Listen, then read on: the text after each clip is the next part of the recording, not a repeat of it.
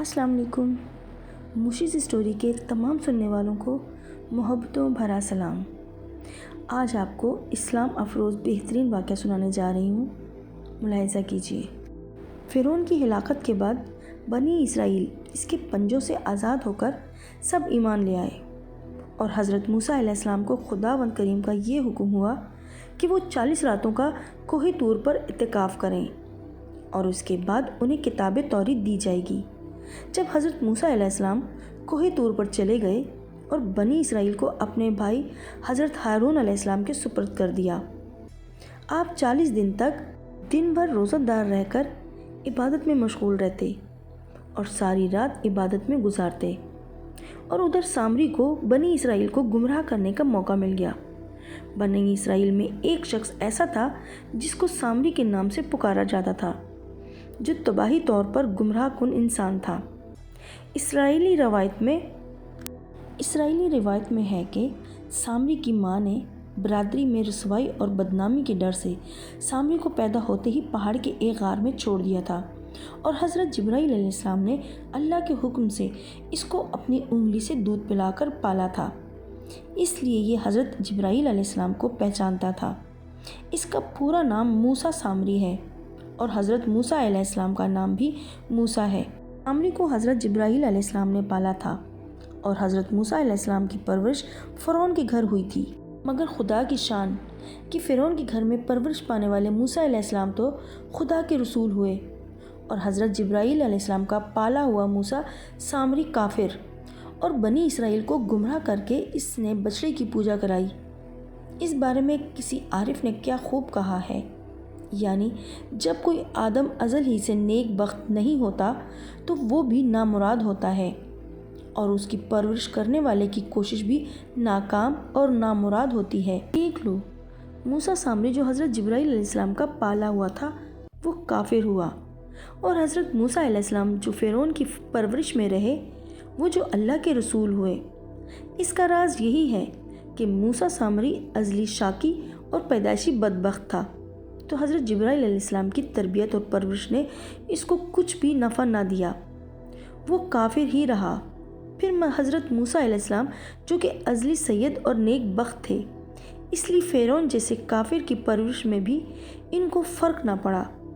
جن دنوں حضرت موسیٰ علیہ السلام کوہ طور پر متقف تھے، سامری نے آپ کی غیر موجودگی کو غنیمت جانا اور یہ فتنہ برپا کر دیا کہ اس نے بنی اسرائیل کے سونے چاندی کے زیورات کو پگھلا کر ایک بچڑا بنایا، اور حضرت جبرائیل علیہ السلام کے گھوڑے کے قدموں کی خاک جو کہ اس کے پاس محفوظ تھی، اس نے وہ خاک بچڑے کے منہ میں ڈالی تو وہ بچڑا بولنے لگ گیا۔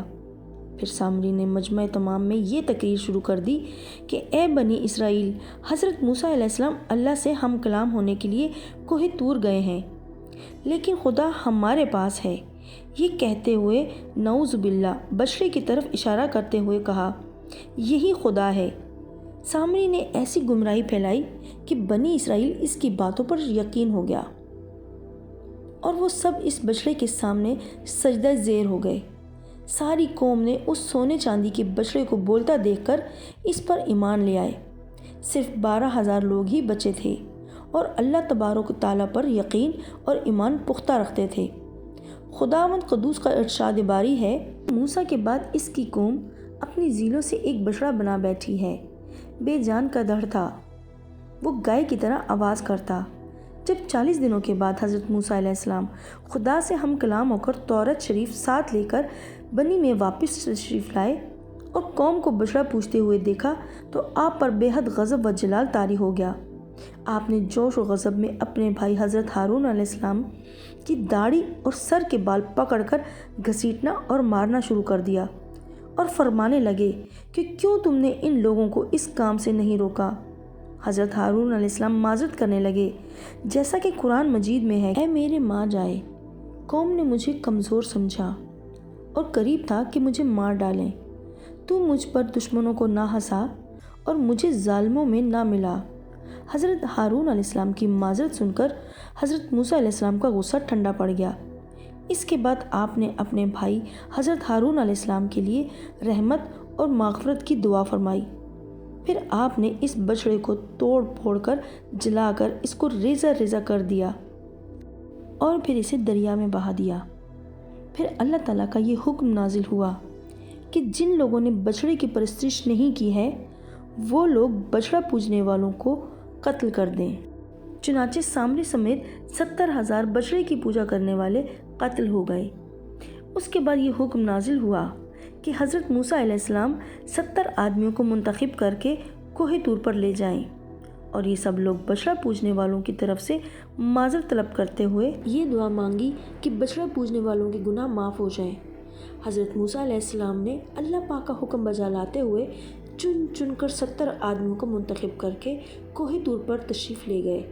جب لوگ کوہ طور پر استغفار کرنے اور اپنی معافی طلب کرنے لگے تو اللہ تعالیٰ کی طرف سے آواز آئی، اے بنی اسرائیل، میں ہی ہوں، میرے سوا تمہارا کوئی معبود نہیں، بے شک میں نے ہی تم لوگوں کو فرعون کے ظلم سے نجات دلائی، تم لوگوں کو بچایا، لہٰذا تم لوگ فقط میری ہی عبادت کرو اور میرے سوا کسی کو مت پوجو۔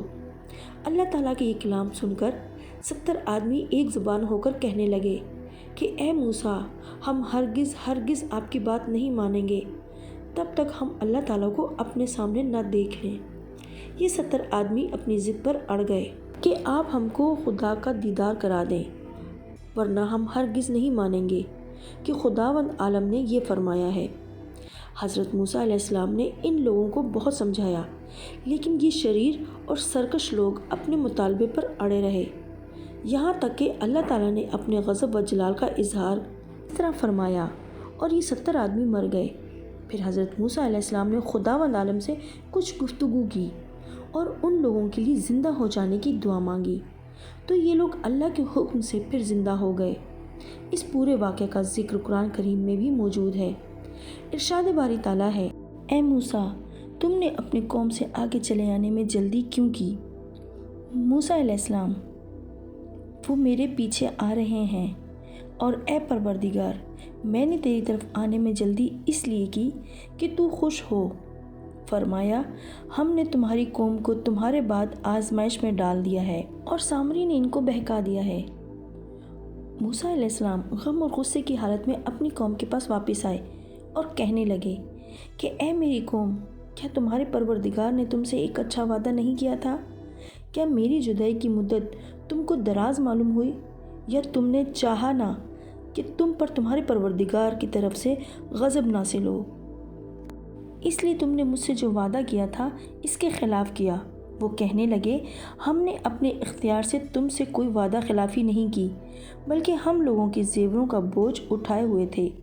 پھر ہم نے ان کو آگ میں ڈال دیا اور اسی طرح سامری نے ڈال دیا، تو اس نے ان کے لیے ایک بچڑا بنا دیا جس کی آواز گائے کی سی تھی۔ تب لوگ کہنے لگے کہ یہی تمہارا معبود ہے اور موسیٰ کا بھی معبود ہے، مگر وہ بھول گئے ہیں۔ کیا یہ لوگ نہیں دیکھتے کہ وہ ان کی کہی ہوئی بات کا جواب نہیں دیتا اور نہ ان کے نفع یا نقصان کو کوئی اختیار رکھتا ہے؟ اور ہارون نے ان سے پہلے ہی کہہ دیا تھا کہ لوگوں، اس سے صرف تمہاری آزمائش کی گئی ہے، اور تمہارا پروردگار تو اللہ ہے، سو میری پیروی کرو اور میرا کہا مانو۔ وہ کہنے لگے، جب تک موسیٰ ہمارے پاس واپس نہ آئے تو ہم اسی کی پوجا پر قائم رہیں گے۔ پھر موسیٰ نے ہارون سے کہا کہ ہارون، جب تم نے دیکھا کہ یہ گمراہ ہو رہے ہیں تو تم کو اس بات سے کس چیز نے روکا کہ تم میرے پیچھے نہ آئے؟ تم نے میرے حکم کے خلاف کیوں کیا؟ وہ کہنے لگے، بھائی، میری داڑھی اور سر کے بال کو نہ پکڑیے، میں تو اس ڈر سے نہ آیا کہ آپ یہ نہ کہیں کہ تم نے بنی اسرائیل میں تفرقہ ڈال دیا اور میری بات کو محفوظ نہ رکھا۔ پھر سامری سے کہنے لگے کہ سامری، تیرا کیا معاملہ ہے؟ اس نے کہا، میں نے ایسی چیز دیکھی ہے جو اوروں نے نہ دیکھی ہو۔ پس میں نے فرشتے کے نقش کے پاس سے مٹی کی مٹھی بھری، پھر اس کو بچڑے کے قالب میں ڈال دیا اور میرے جی نے اس کام کو اچھا ظاہر کیا۔ تو موسیٰ علیہ السلام نے کہا، جا، تجھ کو دنیا کی زندگی میں یہ سزا ہے کہ تو کہتا رہے گا کہ مجھے ہاتھ نہ لگانا، اور تیرے لیے ایک اور وعدہ ہے، یعنی عذاب کا، جو تجھ پر ٹل نہ سکے گا۔ اور جس معبود کی تو پوجا پر متفق تھا، اس کو دیکھ، ہم نے اسے جلا کر پھر اس کی راکھ دریا میں اڑا کر پھینک دی۔ تمہارا معبود اللہ ہے، اس کے سوا کوئی معبود نہیں، اسی کا علم ہر چیز پر محیط ہے۔ دعا ہے کہ اللہ تعالی ہمیں شرک سے بچائے اور صرف اللہ کی عبادت کرنے کی توفیق عطا فرمائے، آمین۔ آپ سب بھی کہیں آمین، اور پلیز میرے حق میں دعا کیجیے گا، اللہ پاک اپنا رحم کرے، آمین۔ جزاک اللہ۔ خوش رہیے۔ میری نئی ویڈیو آنے تک کے لیے اپنا بہت خیال رکھیے گا۔ میرے چینل کو سبسکرائب کریں، لائک کریں، شیئر کریں اور پلیز کمنٹ کیجیے گا۔ تب تک کے لیے اللہ نگہبان۔